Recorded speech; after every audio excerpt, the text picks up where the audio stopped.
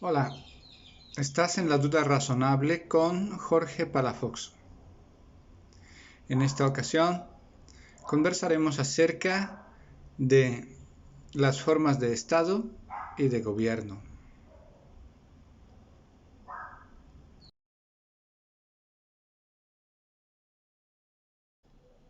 Hay una variedad, no sé si infinita, de clasificaciones y definiciones acerca del Estado y del gobierno que a veces parece confusa, pues a veces unos llaman gobierno a lo que otros llaman Estado y viceversa. Sin embargo, al parecer, la mayor parte de los autores, tanto juristas como sociólogos o politólogos, coinciden en que el Estado es una institución de carácter social que tiene el monopolio de la fuerza pública para ejercer su dominio sobre la sociedad. Este dominio es el que llamamos poder. Generalmente se comprende tanto el poder ejecutivo como el legislativo y el judicial. Ambos, los tres poderes, forman parte del Estado. A veces están separados, gracias al principio de la división de poderes, pero no siempre están separados. El caso es que el Estado es esa institución que ejerce los tres poderes. Y los tres poderes corresponden a esa facultad o potestad del Estado, a veces legítima y a veces ilegítima. En cambio, el gobierno realiza es la institución que realiza la administración de las funciones públicas. Digamos que el gobierno es la institución por medio de la cual se materializan los actos del Estado.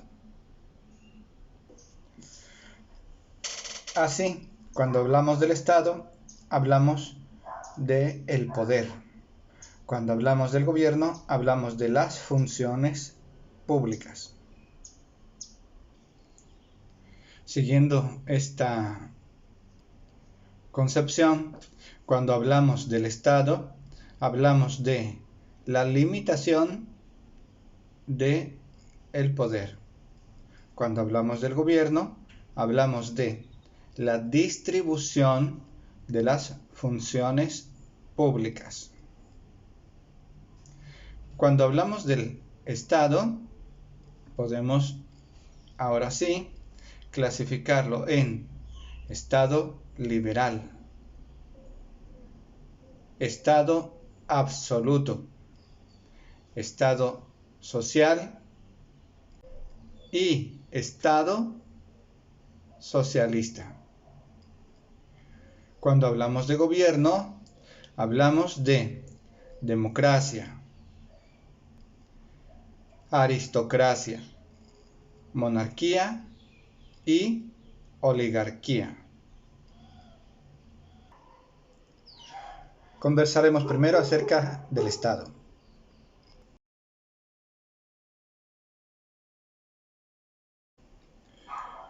La forma primigenia del Estado es el Estado absoluto. No quiero decir que el Estado absoluto siempre haya existido o que hubiera tenido una existencia indefinida. No. sino que cuando nació el Estado, nació como Estado absoluto. Significa que antes de la existencia del Estado, pues no existía el Estado. Existía lo que los historiadores llaman comunidad primitiva. En la comunidad primitiva no existe la diferencia entre clases sociales, no hay un antagonismo entre pobres y ricos, y el producto del trabajo, tanto como los instrumentos del trabajo, pertenecen a toda la comunidad, de manera que no se requiere de ninguna institución que domine a una parte de la sociedad en favor de otra. No se requiere de ningún instrumento social que ejerza la violencia para obligar a unos a trabajar para otros. Por eso en la antigüedad no existía el Estado. No nos detendremos en eso porque nos desvía de nuestro estudio. Simplemente hay que tomarlo en cuenta para saber que el Estado no siempre existió y que la primera forma de Estado es el Estado absoluto y nació con la esclavitud. Aquella sociedad en la que se requirió la existencia del Estado y de todo su poder para forzar a la mayor parte de la sociedad a trabajar para otra, a la sazón, la propietaria de la riqueza social. El Estado absoluto existió desde los primeros imperios esclavistas, es decir, desde el surgimiento del Imperio Romano y su extensión por todo el mundo, hasta las monarquías absolutas imperantes en el feudalismo. Es decir, existió el Estado absoluto desde la antigüedad hasta la Edad Media. Y es el Estado absoluto el que correspondía precisamente a las formas de producción o de explotación del trabajo, del esclavismo y del feudalismo. Durante el feudalismo, en la Edad Media, en Europa y América Latina, es la Iglesia Católica la que tiene el máximo poder del Estado. Bajo el feudalismo, los siervos o sirvientes vivían en condiciones tan deplorables como la de los esclavos de la antigüedad. Los artesanos y los comerciantes y los dueños de pequeños talleres fabriles que vivían en las ciudades tampoco vivían en condiciones justas. Así que los trabajadores y las clases sociales que vivían en las ciudades y los campesinos comenzaron a luchar contra el absolutismo. Incluso los nobles, los príncipes de la época feudal, cuando se veían apremiados por el rey o por el monarca a pagar más impuestos, también se oponían al Estado absoluto. Y hubo momentos de la historia en los distintos países en que los nobles se unieron con las otras clases sociales para luchar contra la monarquía.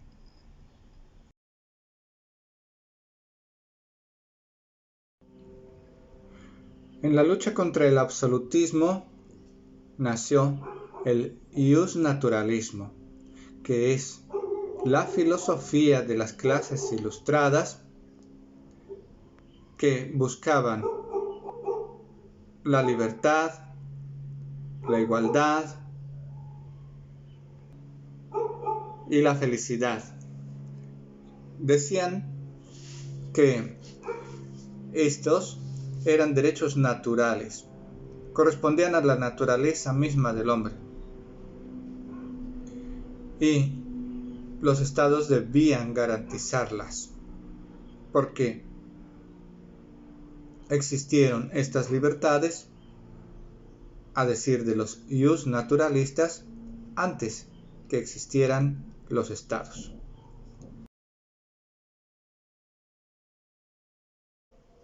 Los liberales, en su lucha contra el absolutismo, tomaron como suyas las ideas del iusnaturalismo para enfrentar al Estado absoluto, para oponer límites al poder del Estado y erigir en su lugar un Estado con poderes limitados. Esto es lo que significa Estado liberal, un Estado con poderes limitados. ¿Cuál es el límite del poder del Estado liberal? Los derechos naturales. Así, ningún Estado puede ejercer violencia, ni limitar, restringir o pasar por alto la libertad, la propiedad o la igualdad que son naturales a todos los seres humanos.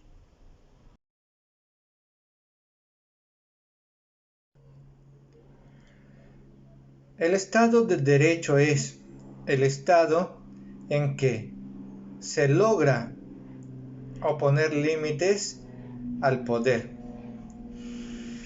en beneficio o en garantía de las libertades y derechos humanos. Eso es el Estado de Derecho. Los estados liberales pretenden lograr o conformar estados de derecho. Cuando un estado limita las funciones públicas, se trata de estados mínimos. En cambio, si el Estado tiene amplias funciones públicas y se entromete, por ejemplo, en la economía o en la distribución de la riqueza social nacional, entonces se trataría de un estado máximo. Un estado máximo es, por ejemplo, el actual estado social. Como ejemplo tendríamos nuestro propio país, es un estado máximo. Sin embargo, el Estado liberal se opone tanto al Estado absoluto como al Estado social. El Estado liberal busca ser al mismo tiempo un Estado de derecho y un Estado mínimo.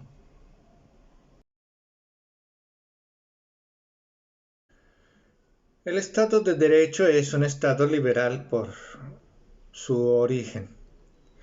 El Estado de Derecho establece normas que regulan los poderes públicos del Estado, limitándolos, y establece normas que protegen los derechos que se consideran naturales de los individuos. Establece, pues, los derechos ciudadanos. La característica principal del Estado de Derecho es que esa regulación normativa tiene un rango constitucional, se constitucionalizan los derechos humanos, que sólo así se consideran inviolables por parte del Estado. Los estados de derecho establecen mecanismos constitucionales para garantizar tanto los límites del poder como las garantías a los derechos de los ciudadanos.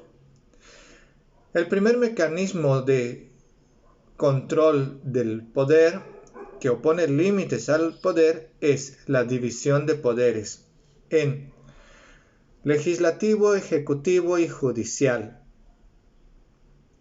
La división de poderes es una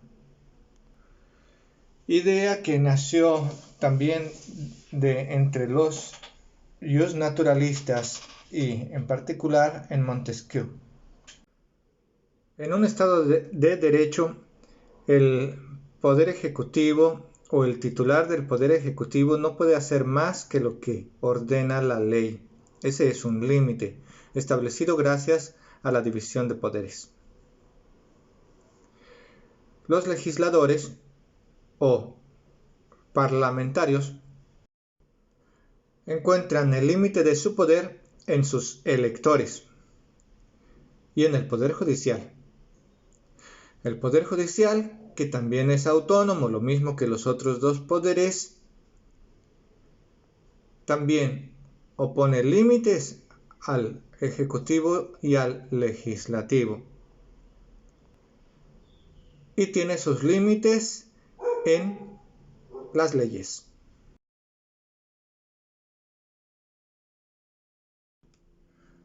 Ahora pasemos a las formas de gobierno.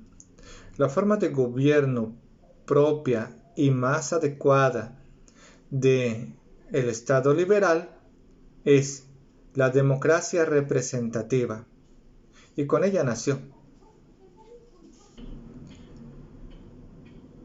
La democracia representativa, desde su nacimiento, se opone a la democracia directa. Veamos. La democracia directa es el ejercicio del poder en el gobierno por parte del pueblo. Juan Jacobo Rousseau, en su Contrato Social, proclamó que la soberanía no puede ser representativa. Es decir, el pueblo no puede ejercer su soberanía a través de terceros, a través de un gobierno. Y aunque el mismo Rousseau creyó que era imposible una democracia directa, él era consciente que la soberanía no podía ser representativa o indirecta. Una democracia indirecta significa que el pueblo ejerce su dominio a través del voto popular, del sufragio. De hecho, el Estado liberal nació con el voto restringido y con la prohibición del mandato directo de los electores. El sufragio restringido es restringir el número y calidad de los votantes. Por ejemplo, al inicio de las primeras democracias, los votantes solo podían ser los propietarios o los contribuyentes que estaban al corriente del pago de sus impuestos.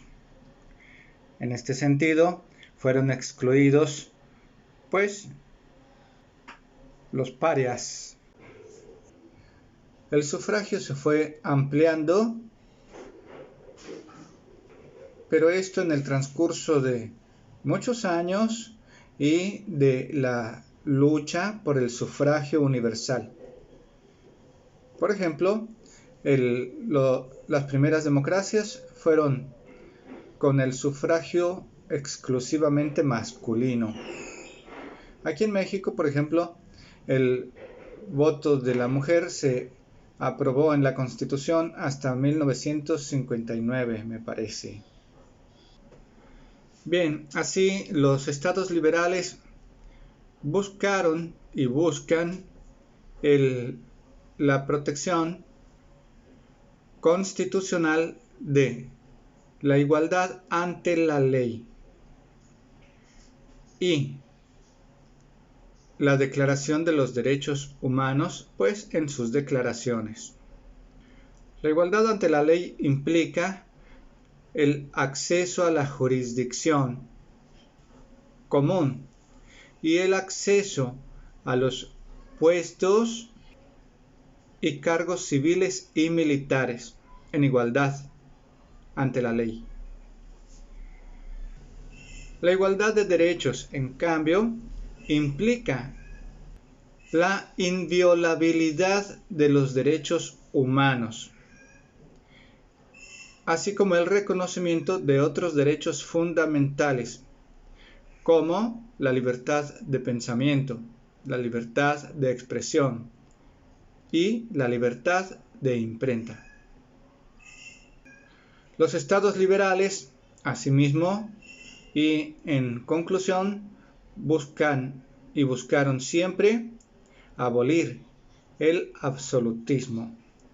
La democracia representativa significó también desde un principio una de las formas de gobierno para poder limitar el poder absoluto de los gobernantes.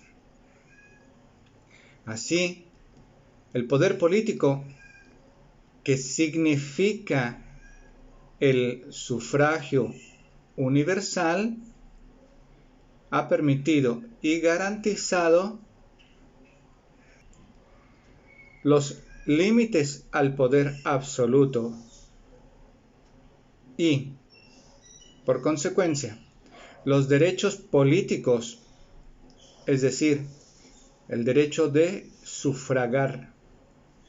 Al mismo tiempo, son y se han convertido en garantía de los derechos civiles y de los derechos fundamentales.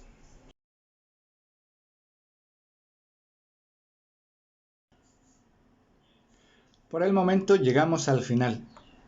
Espero que este video te haya sido útil. Mientras tanto, pásala chido.